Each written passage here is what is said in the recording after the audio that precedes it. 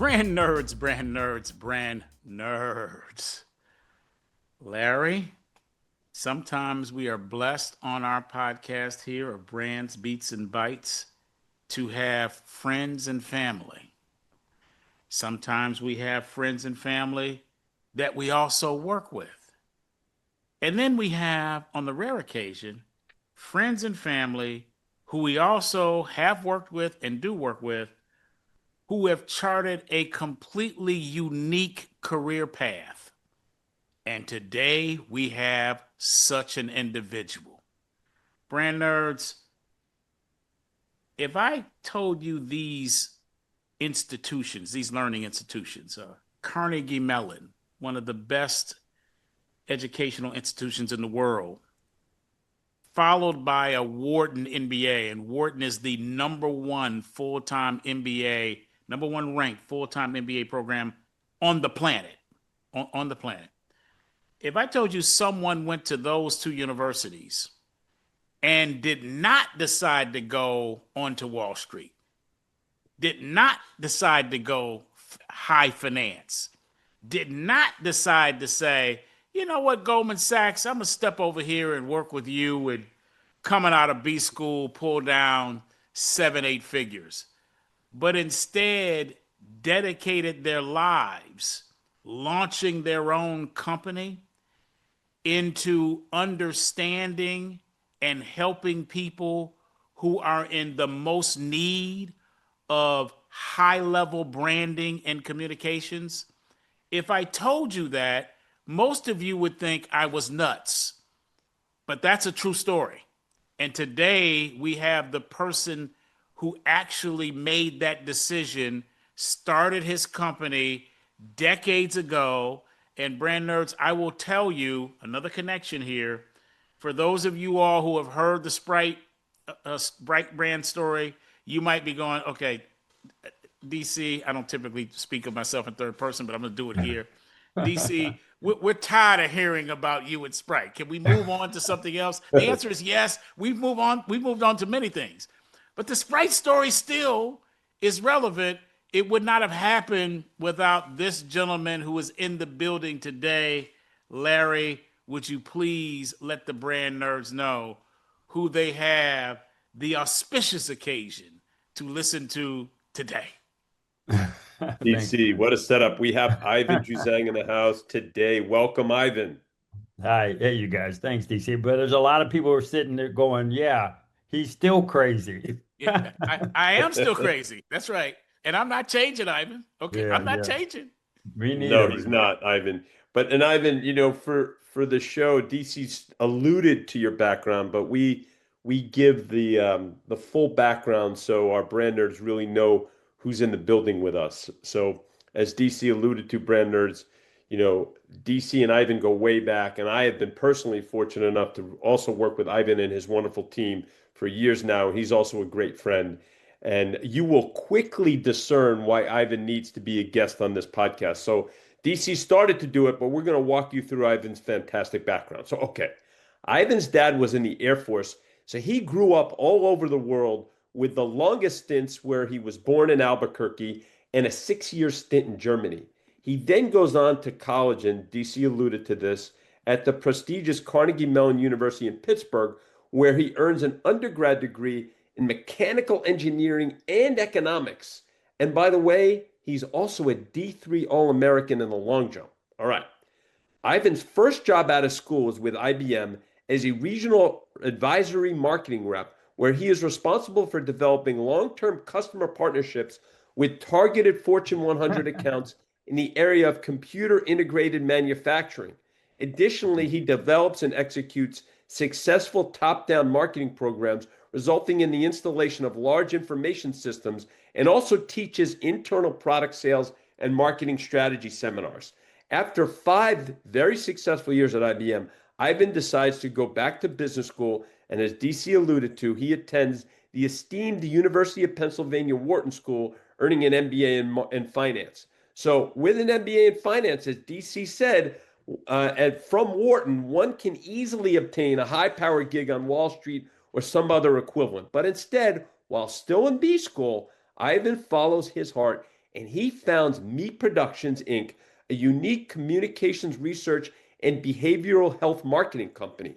After developing and executing the original MEE business product concept, he recruits his management team, negotiates venture capital financing, and secures the first major research contract from the Robert Wood Johnson Foundation. MEE's first national marketing research report, the MEE Report, Reaching the Hip Hop Generation, generates lots of national attention and puts MEE on the map, helping secure both public and private sector clients, including the CDC and the Coca-Cola Company, where DC and Ivan first start to work together.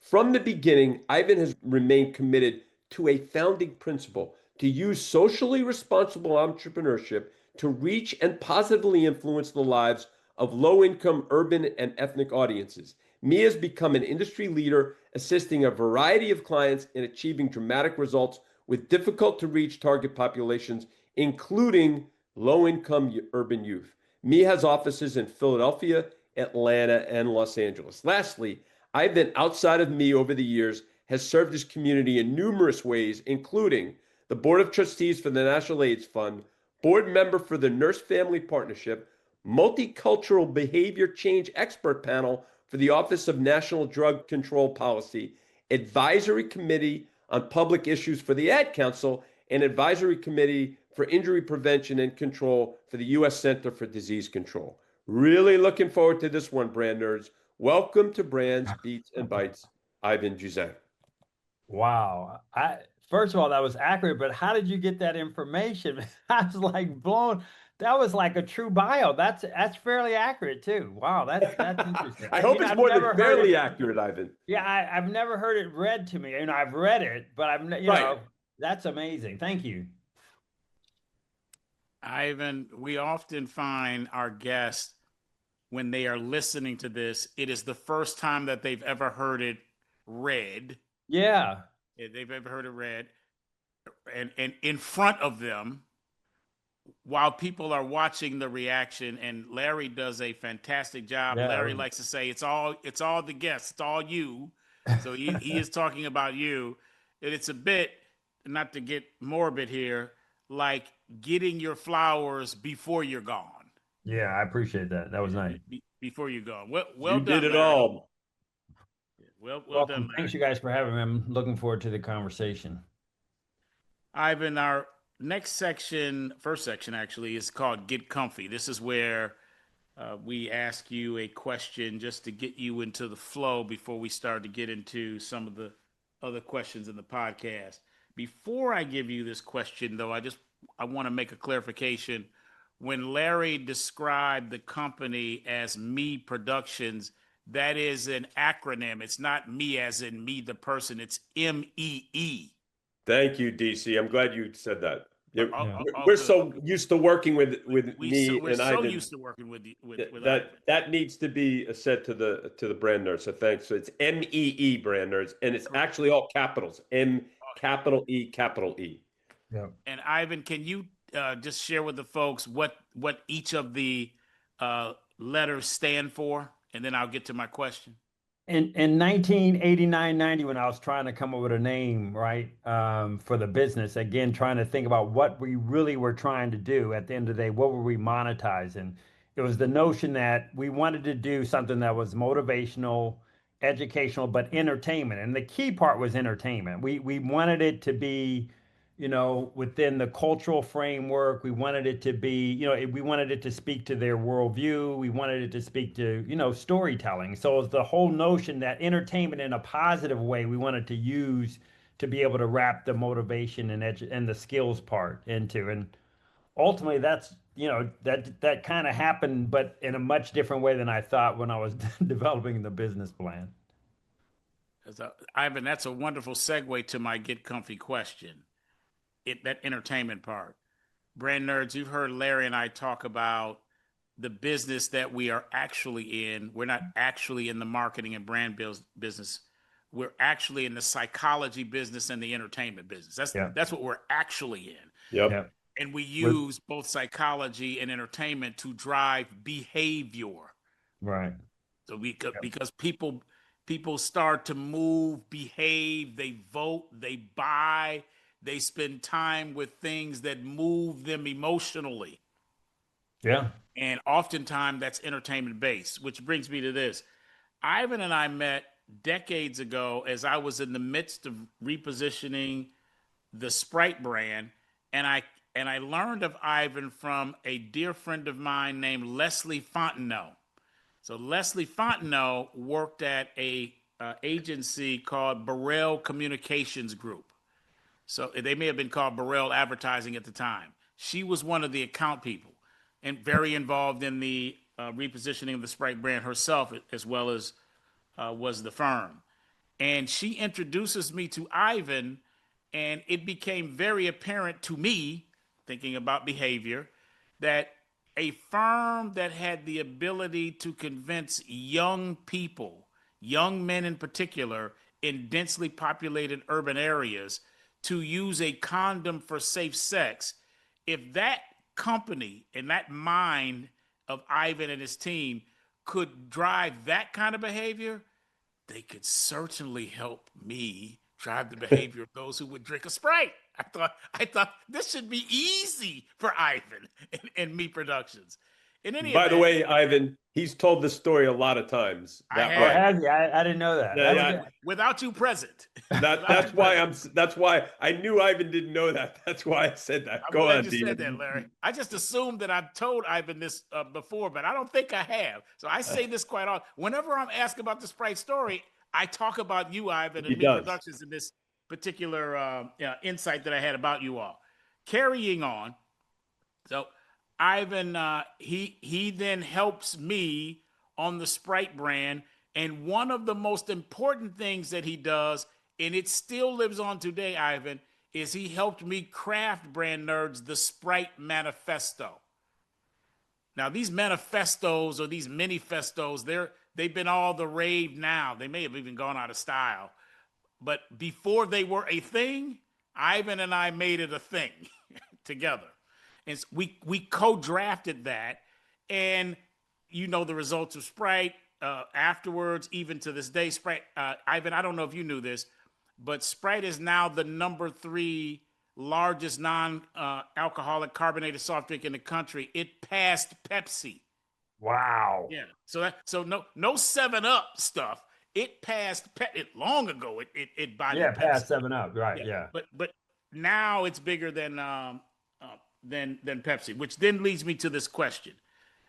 Well, actually, one other comment. Me Production also did quite a bit of marketing in the entertainment space for movie studios. Yeah. Most of the films were urban films, targeting primarily African Americans, but relevant to folks beyond the African American diaspora. And but they were movies that were a little violent in some cases. And then Menace to Society. Menace to Society, that's one of them. Menace to Society, the name says it all. Shout O Dog. And then on Sprite, on Sprite, I was laughing. Brandon, you can see him, he's cracking up. On Sprite, of course, this is a carbonated sugar soft drink. So after a while, with great success in the entertainment space, including on Sprite with the CPG, Ivan made a decision for Me Productions that they weren't going to bring their talents to help folks doing what I was doing and what his other client was doing. What was the brother's name that was at the studio? I think it was New Line Cinema. Oh, it was New Line Cinema. There was I mean, we worked with them all. Focus Features, Oh yeah, Grammar Preston Preston Holmes. Homes. Yeah. Yeah, Oh yeah, Preston, we have a long yeah, relationship. with Preston Holmes. Shout Preston Holmes.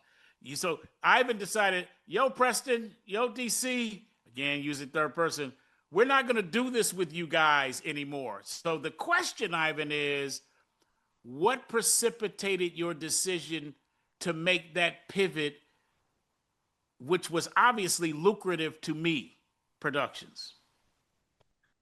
Well, first of all, just a footnote earlier. I just want to, give flowers to Leslie Fontenot because Yeah. it's funny. You got to realize at that point in time we were just 2 years in, really, Yeah. in terms of really Wow. operating. And give credit to Burrell, Leslie, Darryl, just so you know, they never, once they realized you had selected us and you wanted to work directly with us, there was never any kind of blockage. It was just No. encouragement, get the business, way to go. And Yep. sometimes people think that everyone's stabbing each other in the back, and that Yeah. was just the opposite. They actually were an on ramp. Yeah. And so I want to acknowledge that. Can I just say And this real Ivan, I quick, just Ivan? want to point something out. That is unfortunately not the norm with many business relationships and introductions like this. So real shout out to Burrell on that. Go ahead. Yeah, I was gonna say something similar, Larry. Thanks for adding that. Tom Burrell, the way he ran his company, it's no Yeah. surprise that this was the case. He is a man of high integrity. And also, number two, Ivan, I didn't play that. So even if someone had decided they were going to muck with you, that wasn't going to go down. But go All ahead. right. Well, maybe that's why it's felt so smooth. You had already greased the skids. Go No, that's ahead. always good. But listen, what happened, you know, I have to always say is that long as you learn something from your experiences. So even though ultimately I had to turn against, Coca-Cola and the movie studios, Mhm. I still have those learnings, that private sector approach. I was able now to take more into the public sector and say, what works, what are the learnings that worked? But in Mm. reality, what happened, you guys, in terms of Coke and Sprite was I'm starting now. Initially with MEE Productions, we were doing private sector stuff like all the movies. We worked on over 70 films in terms of market Wow. research and advertising. But the point was we started learning on the Sprite side as we worked more and more in in the communities that we come from.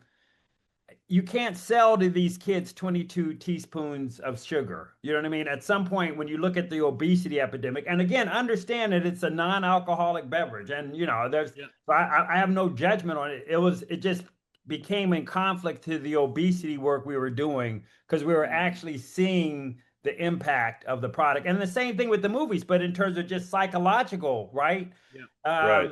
I mean, I tell you, we worked on some amazing films. I mean, Minister Society, Friday. We worked on all the Friday movies. I tell you, one of my favorite, Darryl, still is Dead Presidents. The Hughes Yeah. brothers these were two extremely talented young men. I mean, they really had an artistic talent. And so it was great. But then but over time, the content was low common denominator of stereotypical. Yeah. And even though, again, I was happy to work, on a number of, boys, John Singleton movies. I was, Yeah. really worked Boys on in a the number. Hood. Yep. Yeah, but didn't work on that one. But worked on Baby Boy, Oh, baby boy. Okay. Mhm. Yep. and to be right in terms of his art, he's still an amazing artist. It was just looking at the content even then that started Yeah. making us say, this is what we don't want to really be selling. Yep. And so ultimately, nothing against anyone else that was in that space. We had already long before then, we weren't doing any tobacco, we weren't doing any alcohol. So we Yep. just, Yep. we kept learning. Yeah. I admire the decision you made. You had a vibrant private sector uh, part of your business.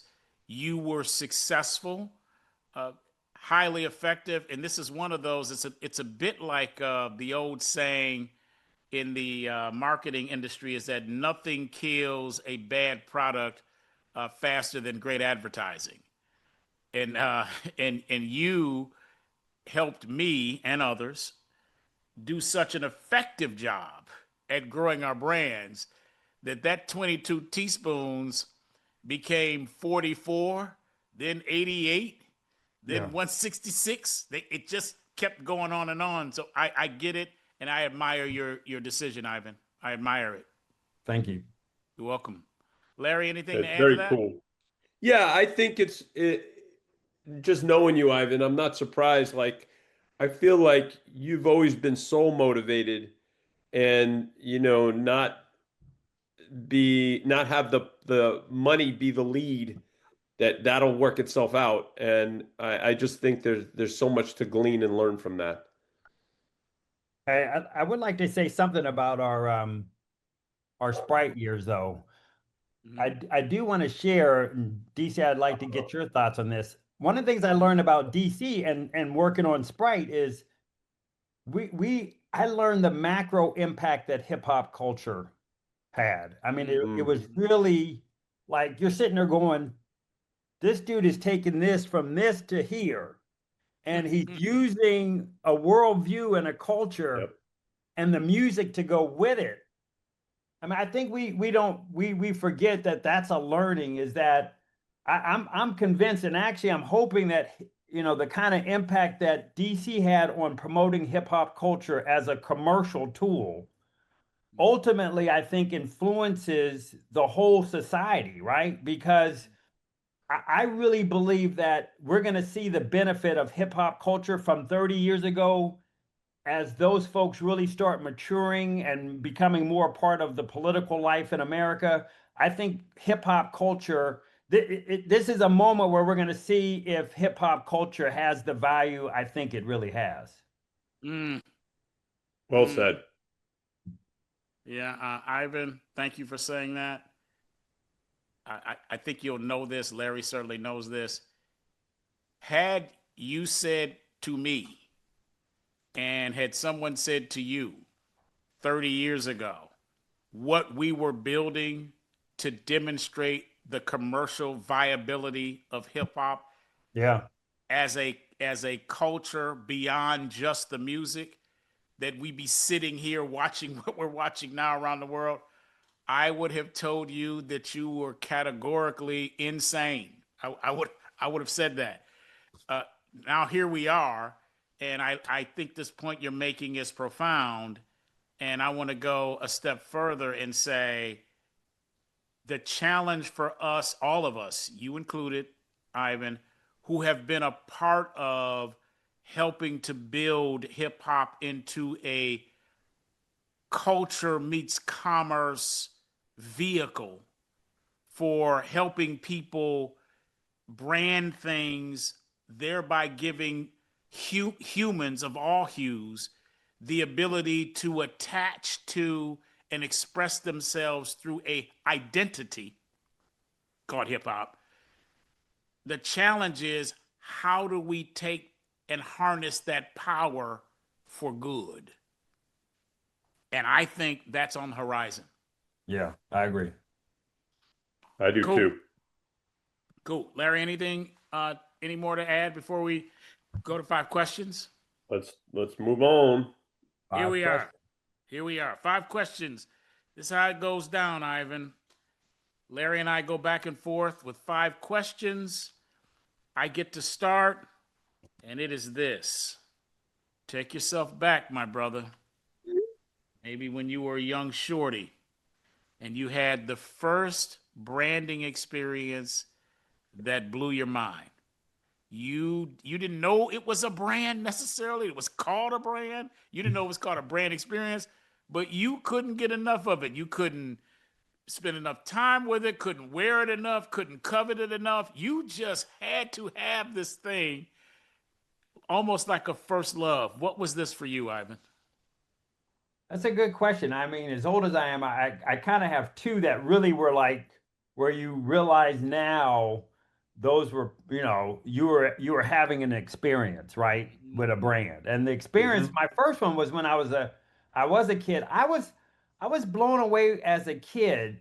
You guys may not be old enough, but when Baskin Robbins first came out, Oh yeah, Baskin yeah, yeah, Robbins, yeah. 31 flavors, and I was a kid, Right. and you would kind of go, it was more like a parlors, like you'd go to this place and it Yeah. was this and it was like, yeah, I could do this all the time. Yeah. You know what I mean? It's like that was probably my first one where I was like, yeah, this has my attention. I didn't know it was a brand, right? Yeah, But I yeah, would yeah, even yeah. Right. I know I was like sold. I really was Okay. sold. Okay. That's a good one, Ivan. That is a Yeah. good one. That's And a then the really good second one, you guys, was very early in my career when I first met DC. We started working, like I said, on these movies, particularly for a studio called, and Darryl will know this. You know him too, Larry. New Line Cinema. You talk Yeah. about a Sure. brand. Yeah. So I we're doing focus groups for all their urban films. We're doing market testing, and back then we would help them. We developed the trailer, which is the most pivotal advertising tool. Like, you know, the Yep. trailer was it. If you had a trailer, Yeah. I mean, you literally could have a first weekend, you know, box office, which is what they were Right. looking for. Yep. Man, what I learned after probably testing now 7, 8 films. Now think about this. You guys will know this. We'd get the movies 6 months in advance. So we're taking these movies all across the country, particularly in urban communities. You know, we're talking to low income urban youth about these films.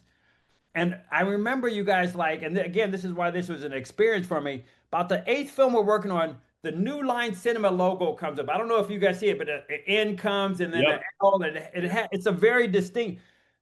I swear to God, you guys, the kids had not even seen the film, but they saw the logo and they knew the content was for them. Wow. That blew me away. They're like, oh, this is an urban film.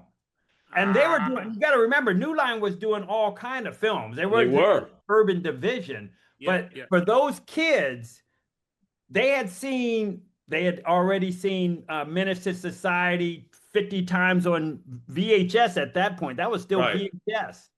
I mean, that was a cult classic for them. So they'd seen that logo psychologically now, and now you're 7 films in. That was amazing to me to see the kids. And again, we did this in multiple cities, and we started seeing the same reaction in different cities. Like kids saw New Line Cinema, they said, "Oh, this is content," almost like Sprite. You're speaking to me. You know, it's like immediately just through the logo, they're like, "Okay, you got my attention."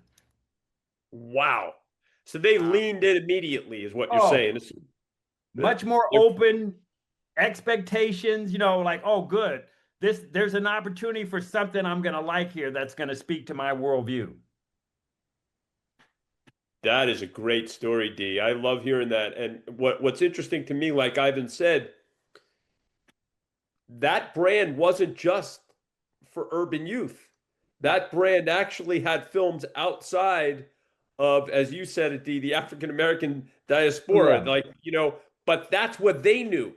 And That's right. so and I think there's a lot of learning, brand nerds, from that. A lot of learning that if you do something right, and you do it well with a given audience, even you can actually, as long as you're emotionally connecting with that audience, that's all that counts. A little inside baseball here on the movie industry. I know it's changed since I worked in it formally, but a lot remains the same. First, the trailer. Still one of the important tools in the movie business, and a little known secret that people as consumers of movies figure out later. Oftentimes the trailer has nothing to do with the movie. Yeah. Yeah. The trailer is designed to get you behind in the seat. In the It may scene. Right. not have to do with the movie. So the cuts. No, go ahead, Ivan. Go ahead. What were you gonna say? Go ahead. That's one of the reasons why I had to start shifting away from the movies. It's like I'm like, oh no, this is bad. Yeah. So this happens with trailers, brand nerds. Number two, Ivan mentioned first weekend is the most important thing in the movie business. And it was then, and in large part, this is theatrical releases, it is now. The reason why is that 98% of movies in their total box office lifetime will make 2.3 to 2.6 multiple of the first weekend's box office. This is just what you're going to make. This is why they're trying to drive the first week's box office. That's the formula, right, D? That's it. That is the formula. And then finally, striking to me about this New Line Cinema example, most people don't know what studio is releasing a movie and they don't fucking care. Right.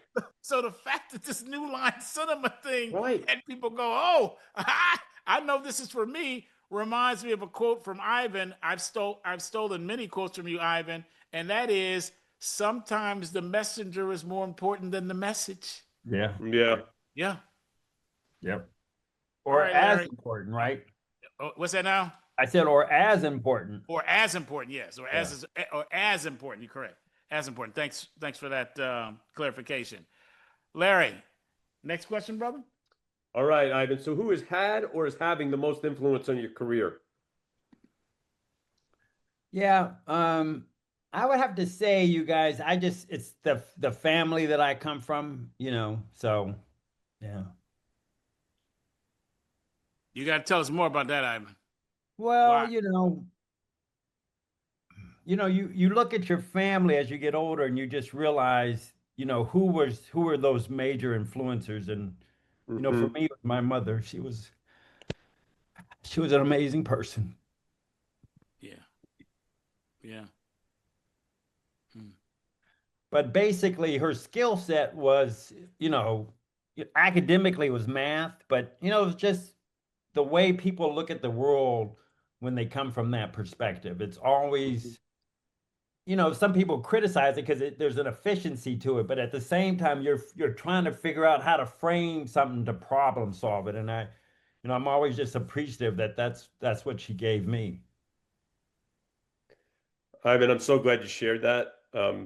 And truth be told, Ivan said, if I bring up my family, this could take me to emotion." And so Yeah, sorry about this is a that. safe space for you. So I thank appreciate you it. for yeah, thank you for sharing that. And your mom's looking down, smiling on you because what you've done with me and including your family with me, like and we work very closely with William, Ivan's brother. William. That's right. Shout out to Will and others and so your mom's smiling on this because all that you've done is pretty special. It's pretty special. So that's carried forth and will carry forth for a long time. I'll tell you just a quick funny story. When I went to South Africa the first time, and Daryl's gone to South Africa with me. After the first time, she was like, "Oh, I forgot to tell you, I'm going with you the next time," and did. Nice. And she That's did. awesome Yeah. that you got to share that. Yeah. Um, D, anything to, and I know you have some thoughts here. I do. Brand nerds, at the risk of Ivan becoming more emotional, I've got to say a bit more about his family because I know some of them. Yep. I've never met Ivan's mother or father, but I know them because I know him and some of his siblings.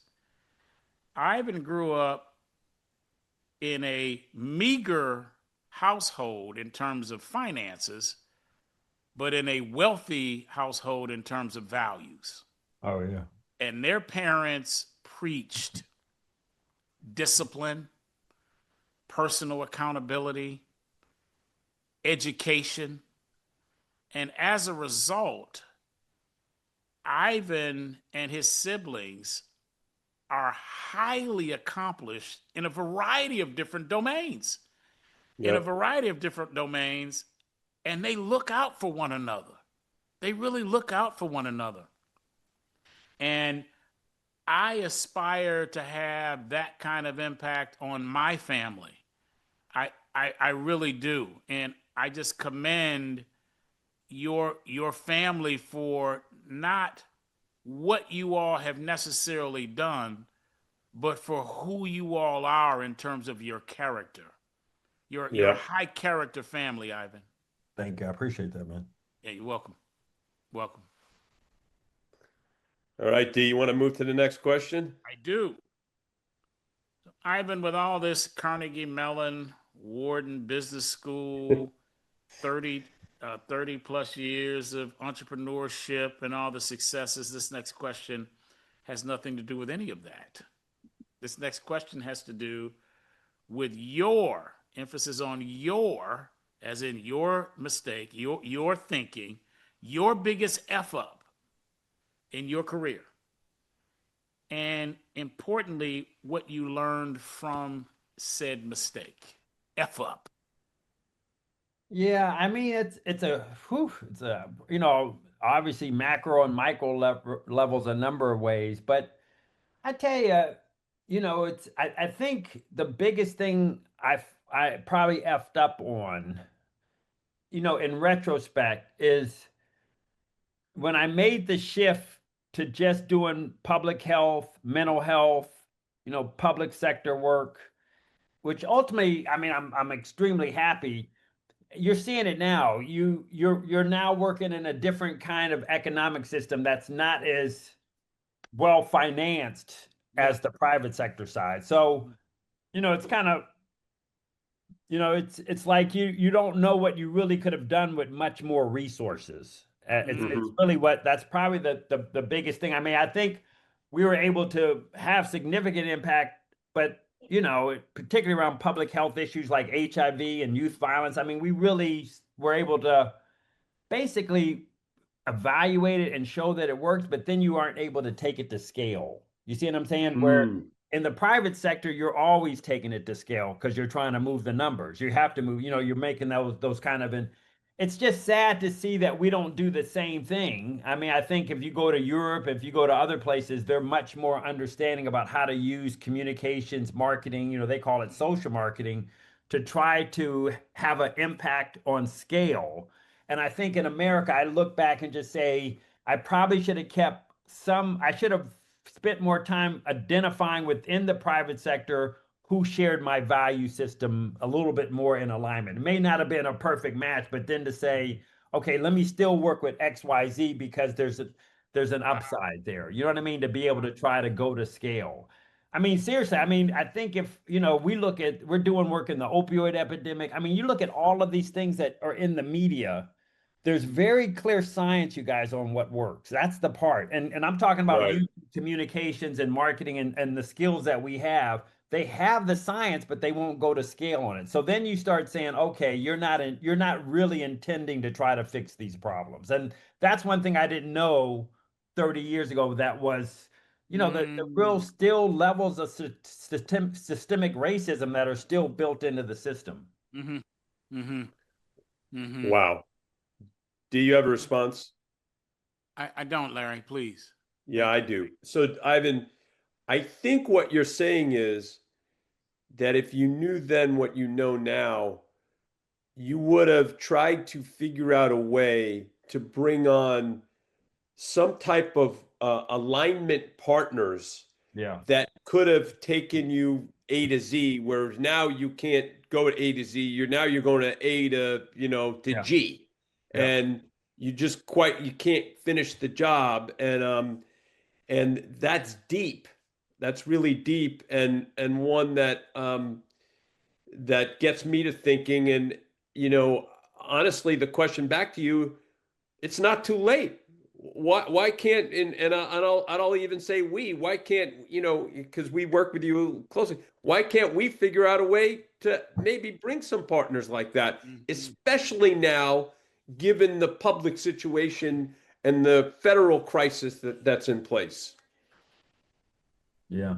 No, I mean, I had to have to be honest. At my age, you don't always think about that, but I still have some, some runway to go. So I'm going to think about that. I think, when we'll talk about later what we're doing collectively, you guys also could fit into that realm for me in the next Yes. stage because Yeah. if you think about it, it's still everything I've done around health, it's wellness, it's economic, empowerment. It's those things. It's now how to go to, figure out how to make maybe like you said, identify a partner that can help us go to scale. Right. Mm. Interesting. Ready for the next question? Yeah. All right, Ivan. So this is and it's funny, your IBM background too. This is the Bytes part of the program here. So regarding technology and marketing, can you tell us where you think and marketers or market researchers should lean in or best leverage tech, or areas that you think they should be leery or simply avoid? I actually thought about this was the only question that I had to think about when I was talking to you and Jade yesterday. I was like, wow, I've never thought about it. It's a great question. And I was sitting here thinking from my perspective as someone who's, I mean, I was doing Fortran and Unix programming, in my teens. And Right. then worked for like as went to see work Fortran, for Unix. That's good. That's I good. literally was, I mean, I knew how to use those, but when I was thinking about, and then I also worked for Oracle. I mean, so I've seen the impact, and understand the impact of technology. Here's what I want to say, you guys, thinking about this is the biggest thing I think I really learned in using technology in marketing and what we do is, and Darryl's hearing me talk about this, is we don't realize that technology without humanology just isn't going to get you there. And I think Mm, there, and I'm not being critical, you guys. I know there's a right. focus on bytes and technology. What I've Mhm. learned in the work that I do is that technology, you have to talk about it because it's going to get you scale, it's going to get you reach. I mean, you have to be in those channels. But what I'm seeing in terms of conversion, particularly around behavior health, switching behaviors, converting behaviors, or at least making better informed choices, it's the humanology. And what I'm saying is that humanology, in a sense, is a technology. It's just how you're going to approach your audience in terms of using technology. Like we use technology to drive in our projects, drive folks to events, to in the community, Right. in their specific neighborhood.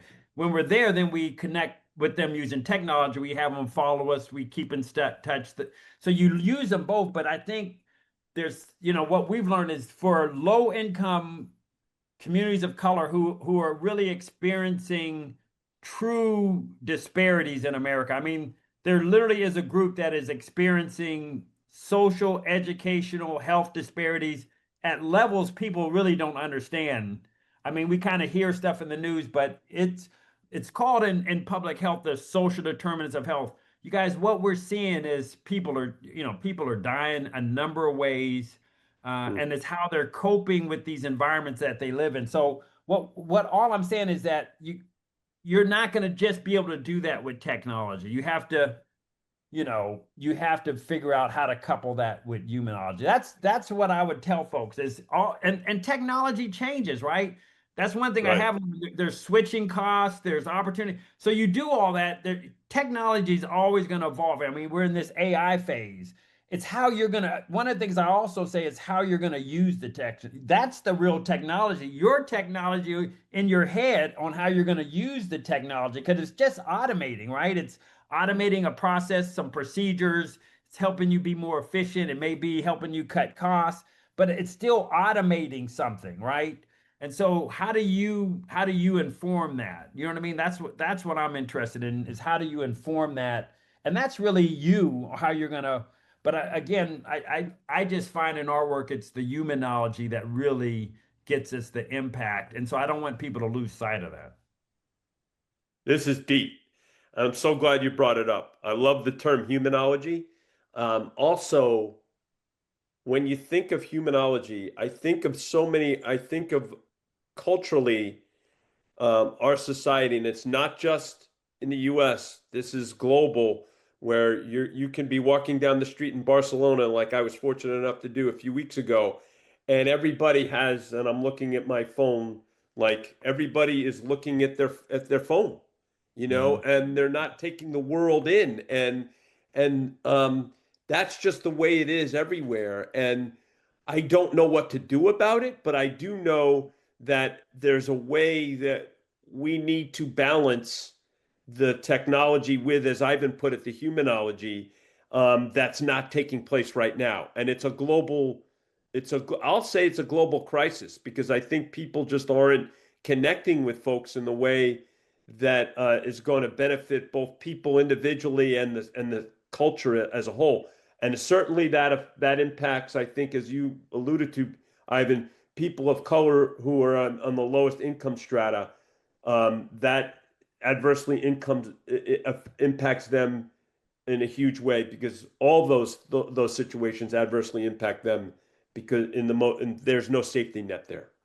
Right. That's exactly. There's no the cavalry isn't coming. And so Right. and the last thing is just also just from a true marketing, even on the private sector commercial side, the humanology, you got to remember, we in our business it's behavior change. We're trying to inform behavior.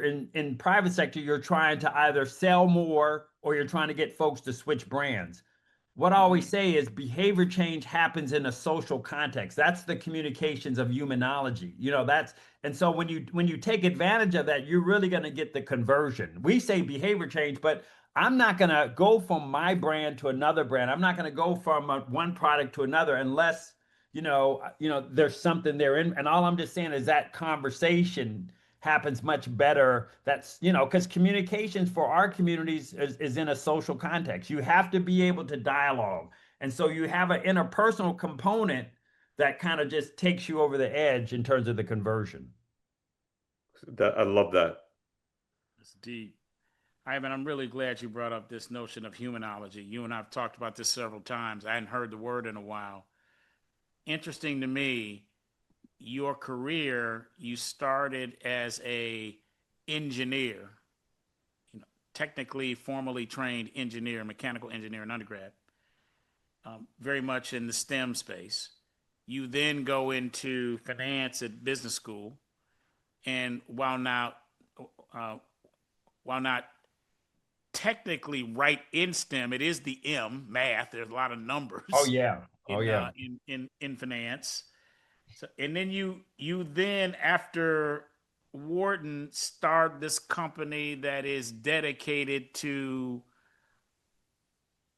more favorable health outcomes for a disparaged part of the community. Disparaged, but important. You have both of these things in your background. That's similar to technology and humanology. Yeah.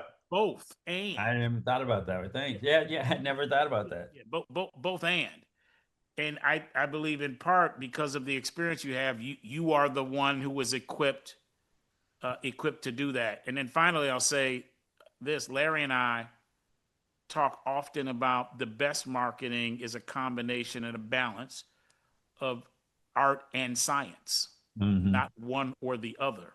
Right.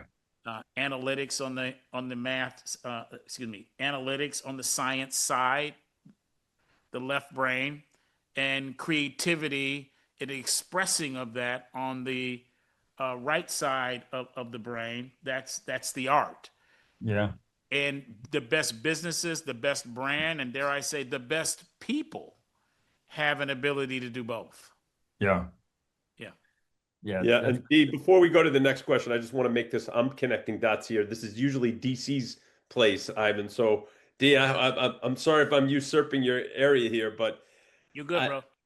I think when Ivan said that his mom, which he had told me was an educator, but was a math teacher, Yeah. and then Ivan grows up on the left side of the brain, right, with Yeah. both, the engineering as well as the finance side. But look how he's then, you know, taken all of that on the left side of the brain, and really so much of what you do now, Ivan, is really right side of the brain, and so it's really interesting, and the human that you've described your mom being, it flows very nicely with what she's about. What, by the way, you have to, I know your mom's passed, but what's your mom's name? Mary Jackson Juzang. Thank you. Well said, Larry. You are stealing my thunder, but that's okay. That's a good way to steal it. Uh, Larry, can I go to the next question? Please do. Ivan, what are you most proud of?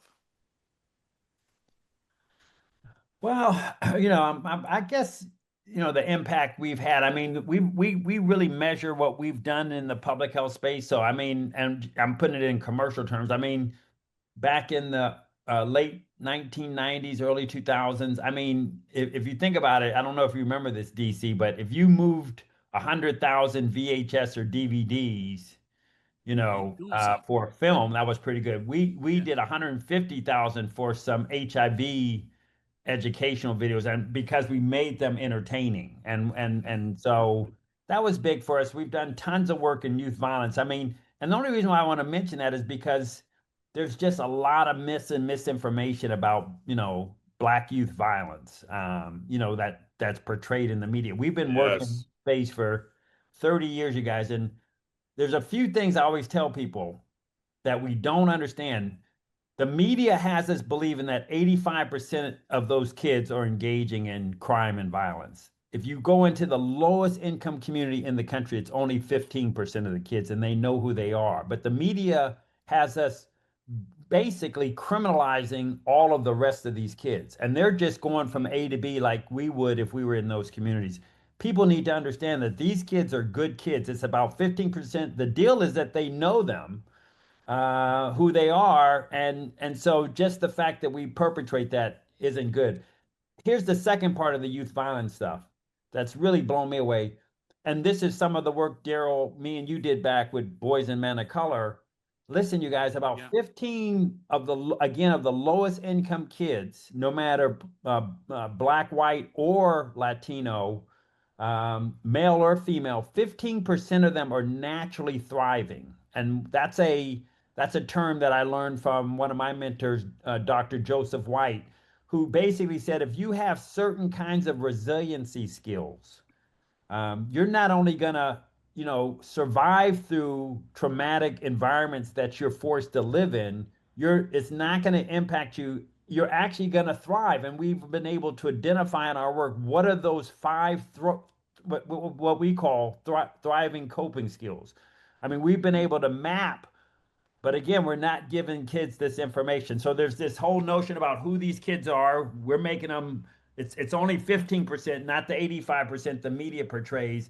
And ironically, there's 15% that are thriving. What if we could get it to 35% to 55%? What if we Right. go to scale and really help these kids understand what they have to do to thrive in an environment that has failure built in? And so, I think the work that we've done there to identify that now, how to go to scale. But again, some of my mentors, they literally died saying, we have the science. Why aren't we using the science to resolve these problems? Mm. Can I ask what are those five thriving skills? That's very curious Real, about that. real quick. The first one and the most important one is being connected to a non-judgmental adult, not your Wow. parents. It's called social connectedness. There's clear science on this. Just having healthy village will make a difference. We've eroded the village now in low income communities. And what I always say is, there's no community that thrives where we don't support women to the point where there's multiple people helping her parent. That's called Mm. village. So if you take Right. the village away, yeah, try to raise a kid by yourself. I had one child. I wouldn't have been able to. I mean, I had village, I had resources, I was able to pay for good childcare, education, da da da da. If you don't have access to this stuff, you Yep. need support. We're able to buy village. The point is kids who were thriving somehow got connected to someone that was they call them old heads, but the notion that Right. they got so social connectedness. Once you get that, it's called intergenerational cultural transmission. Once you get that connection, then you get these four other skills. One is how to regulate your emotions. If someone insults you and you violently deal with that, that means you're not developing your brain. So social Right. emotional regulation, we call it what to do in a moment of crisis. You got to give kids what's because it's not if it's going to happen, it's when it's going to happen. Give them the Right. skills to then be able to cope differently with trauma. Then after that, it's in and DC and I have talked about it's mind, body, soul. It's just practicing some kind of wellness. It's having some whether Mm. it's and this is hip hop. I mean, it could be writing, journaling, could be a lot of things, but Right. exercising, but having that release. And then here are the last two that are very particular to what I call urban trauma, the experiences that low income black kids have. We saw the last two skills are, guess what, you guys, having a plan. What we learned in our national research is the lowest income kids that live in the lowest income communities that have the highest violence actually know and have a plan for their lives. Just having a plan helps you deal with trauma differently because you just shift to plan B. So you'd say, Right. well, what does having a plan have to do with thriving? It's significant. And then the fourth one is navigating systemic racism. We learned that the 15% of the kids could steel themselves, brace themselves for the ongoing racism that they were about to experience, whether it was in their school, whether it was trying to get a job, in a number of settings. Those kids knew how to navigate that. It's actually fascinating to see the amazement of these kids. That's amazing stuff. That's amazing stuff. The way you've also communicated that to us here. Thank you for doing that. Mm. D, you have thoughts. I know you do. it was an honor to work on the BMOC work, and that is um, one of the most significant things that I've been associated with and working with Ivan and his team, and then others as well. Um, Sitting in focus groups, Ivan was conducting them. He was moderating, and I think also William did some moderation as well, if I'm not mistaken. Ivan, listening to these young men and women talk about those that were in this 15% of the thrivers, what they had to overcome to thrive daily, and the strategies. I haven't talked about making a plan. The strategies that they learned in order to thrive was mind-boggling. Yeah. Like just some, I remember some of the stories of how they would get to and from school. Like that required strategic planning Right. so that they could safely get to and from school, and how they would handle attempts to be recruited into something nefarious by the 15% who are not doing well. And oftentimes, Larry and brand nerds, these kids figured this out on their own. Oh Right. yeah. Yeah, Organically thriving. organically. Well, D, you had to do it on your own too. You had to I, deal with that very subject. I didn't realize that that was happening to me. Yes, Larry. In fact, I thought because it's just how I grew up, I just thought it was how I grew up. I didn't realize that I was a part of this 15% that Dr. White talked about. I had no clue. And hearing these young men and women dis, like dissect it, it was like an epiphany for me. Like, oh wow, like you kind of do have to have these five things if you got to for a shot to make it out. For a Yeah. you ain't got to have all five of them, but you got to have a couple for a shot to get out. So this is what was just it was very moving, Ivan. So thanks for bringing that up. But can I just make one quick comment? DC, I've analyzed your, your development, particularly in adolescence. And I remember you told me the story about you learning how to play the drums, and you got Oh yeah, on you were intentionally getting on the band, having a Yep. plan to get on the band, oh yeah, yeah. That's right. Yeah, and then to turn that into a scholarship, right? Yep. Then yeah, go yeah, to a HBCU yeah, and give it the same standards that you would give Harvard, right? yeah, And yeah. then use that. And what I always tell people, I tell my son Jackson, and he's, by the way, personally the most I'm proud of. He's a human being, you know what I mean? Mm-hmm. So, but Hmm. I tell you, man, I think about that, D. That's always been amazing. And what I always tell Jackson is, not only did Darryl do all that, he got obviously you got connected to a non-judgmental adult. You I had to. did. Yeah, You I there was did. no No way question. that whole Several of them. thing wouldn't have Several. started. You got Yep. connected, Yep. Yep. right? You started learning how to regulate your emotions. I You knew, did. like, okay, I can't act crazy up in here because dude ain't having that, No, that's right? right. Yep. That's And right. then what was beautiful is then you learn the drums. That's your wellness. That's the practicing That's wellness right. part. I mean, the fact that and I tell people this, DC's not music, he's drums. I mean, That's the right. reality is Right. that's what is really your brand, is that you're It able is. to bring the rhythm, the beat, the drum, whatever Yeah. and that in Africa, that's the lifeline. So you actually got connected to probably the most important instrument in Africa. Mm-hmm. You Mm-hmm. got connected to that. So that's your practicing wellness. Then having a plan. I've never seen one person with as many plans as I have. You got plans too, right? So and then I know you navigated systems because I always love your stories about you navigating Coca-Cola. I Oh mean, I'm yeah, like, that's Oh right. yeah. this dude threw the mic down at Coke. I love that. So yeah, it really does apply to you. I never thought of it that way, but yes, it does. Well, Thanks, I'm so Ivan. glad you took it through the prism of DC. That was awesome, Ivan.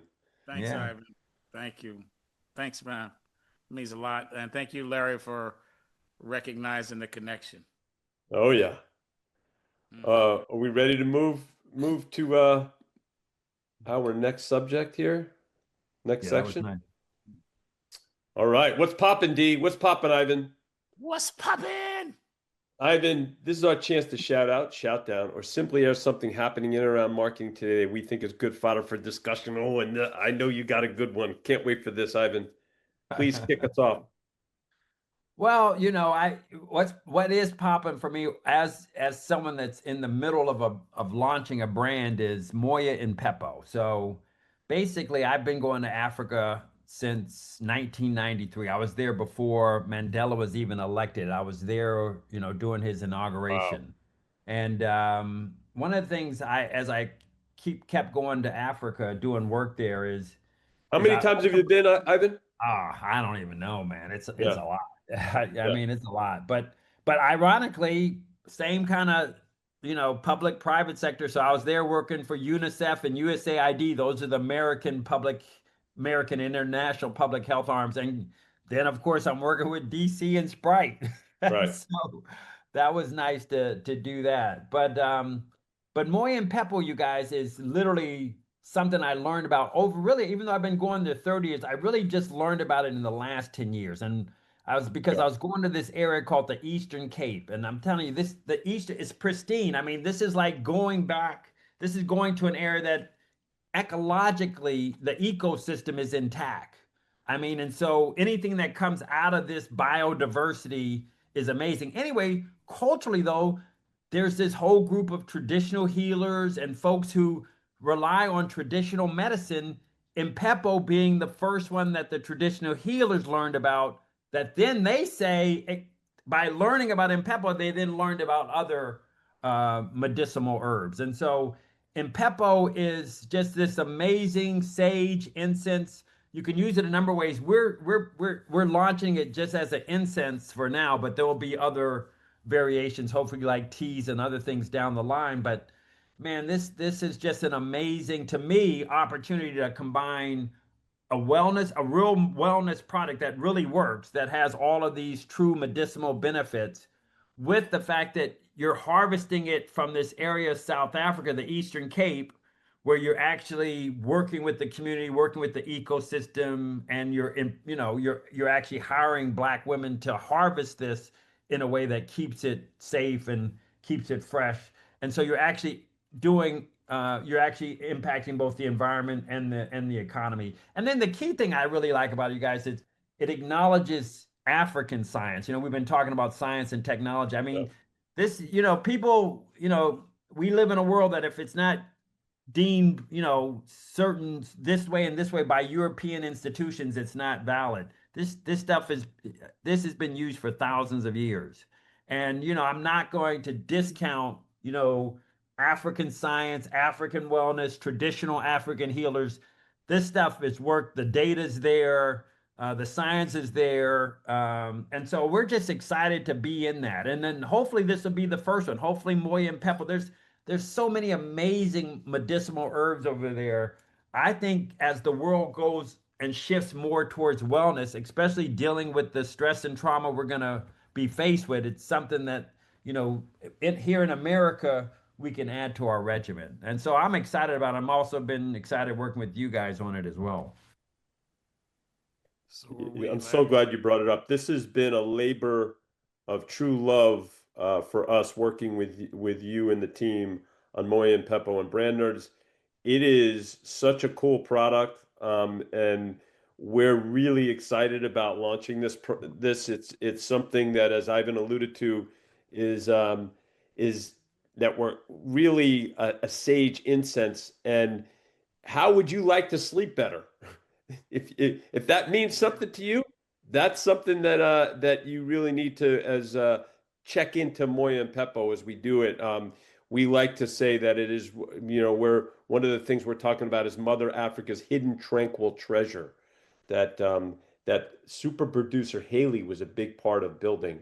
And we're Mm-hmm. so excited about this launch because, as Ivan alluded to, it's something that could help anyone really in their wellness space. As you try to become one of more mind, body, and soul. and also just the functional benefits of if you're not sleeping well, this can really help you. So we're really thrilled about getting involved in this from the beginning. We've been working on this for a couple of years now, and it's coming to fruition. So really excited about it.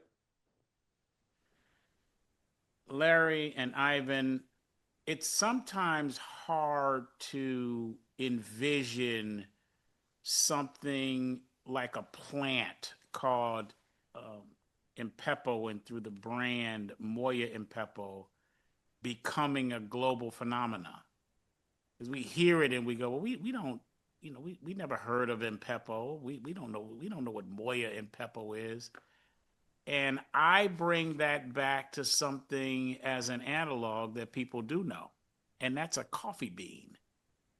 So coffee beans were discovered in, I think, 800 AD. Impepo as a plant is older than that. Yeah. When coffee beans were discovered, I guarantee you there was no one thinking, a Starbucks brand would be a very good way to bring this thing to life. There's no one thinking that. They just have this commodity called beans. And now these coffee beans have become a part of a global ritual where people start their day Yep. around the world saying to themselves, I'm just not right until I have my first cup of coffee. Well, what we have an opportunity to do, and this is part of the reason why we're so excited, Larry's alluded to it, Ivan has spoken to it as well, is to take this thousands of year old South African derived indigenous healing plant and convey that through a brand that just may become a nighttime ritual helping you go to sleep. Rarely do you have opportunities like that in business and in life, and we have that opportunity, and you will be seeing more of that coming from us. So I'm ebullient. Yeah. Great word. That's a Scarsdale word, D, Scarsdale. This is near where Larry went to school. I say Ardsley, but he wants to go to another area called Scarsdale in the New York Northeast area. That's a highfalutin word, Ivan, but he's adept at it. That's hey, so anyway, I'm really excited to be working with you guys on it. And I last thing on Moy and Pepper, I do have to say I just love the way the brand looks and the Oh, the yeah. logo and I mean it's just it's I have to say it's just actually nice to look at. I mean, It is It nice to is. look at. I Yeah. mean I enjoy looking at it. You know what I mean? So to me, hopefully one day it'll be our new line cinema. That's right. That's Maybe right. from your lips to God's ears. Yes, exactly. No, I'm good. And brand nerds, be on the lookout. We're going to tell you more about that as we get further into this launch. So be on the lookout for that. Man, Ivan, you know what happens with these wonderful shows? They all of a sudden you start and they're over. This conversation's been amazing. I We can't knew it believe would be. yeah. We knew it would be. So this is the end here where we posit some learnings. I've learned a ton, no surprise. And I'm going to share mine, and DC will then hit his. And if you have anything to share that you've learned from this wonderful conversation, we'll give you that opportunity before we close. So let me hit mine.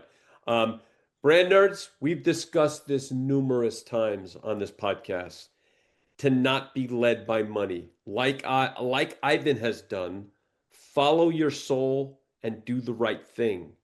And he's living his life in accordance with that. It's wonderful.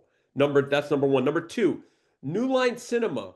Brand nerds in a marketing situation, what can you do to emotionally connect your brand where your target audience sees the logo and they lean in?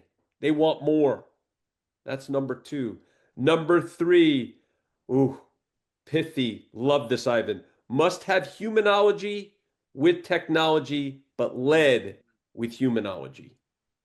That's number 3. Number 4, this is a quote from Ivan. Behavior change happens in a social context. So, brand nerds, as you're thinking about what you do with your brand and the marketing strategies and tactics that go along with that, how does that interweave with the social context that your target audience is immersed in? And the last one, Ivan, and this is something that needs to be shouted from the rooftops. Brand nerds, I'm going to repeat this. 85% of youth in low income areas are not involved in anything nefarious and are just doing all they can to survive and hopefully thrive. That needs to be understood and known by everyone. Those are my great learnings from this great conversation. Wow, Wow, that Larry, was that's excellent. that's really good, Larry. All right, Ivan, this is the part of the program. Larry's already tipped my hand a bit. Sorry Where about that's all right. You did good, brother. Really good. You guys are funny.